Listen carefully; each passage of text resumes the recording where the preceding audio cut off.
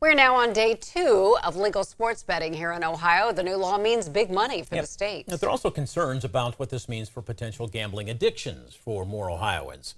News Center 7's John Bedell follows the money and looks at the resources available if people need help and become problem gamblers. Here in Ohio, there's a number of ways you can now place a legal sports bet. You can go to a sportsbook counter like the one here inside Hollywood Dayton, or use a kiosk like this. Here's all the NFL lines laid out for next week's games already. We took a look at where all the tax revenue from this new industry is going. Legal sports betting in Ohio creates the lure of big fun and the potential for big-time winnings in a massive operation. An Ohio Legislative Service Commission study estimates sports betting could bring in $24 million total in the first full year of legal sports betting in Ohio.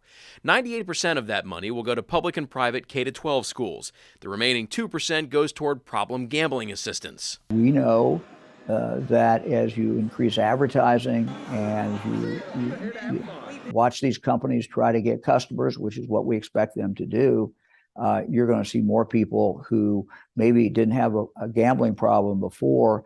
Now they do have a gambling problem. This is part of what Ohio Governor Mike DeWine told me in a recent one-on-one interview. I don't have any regrets about signing the bill.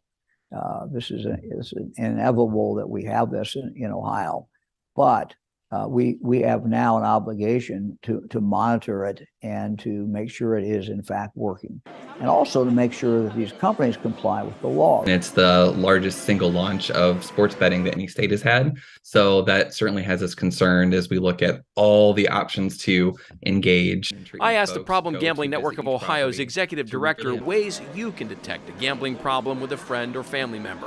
Be really good listeners. If people seem to be preoccupied with gambling, if they're talking about financial problems that they're having when there was really nothing else that you know of that's going on, that those financial problems would come in. Inside Dayton's Racino, around the Miami Valley's first brick-and-mortar sportsbook counter, they have responsible gaming brochures and the Ohio Problem Gambling Hotline listed. We want people to have a good time, but we also realize that, we need to be there for those that need a little help. Public Health Dayton and Montgomery County has one of Ohio's problem gambling counseling and treatment centers. We have more information on that at our website, WHIO.com. In Dayton, I'm John Bedell, News Center 7.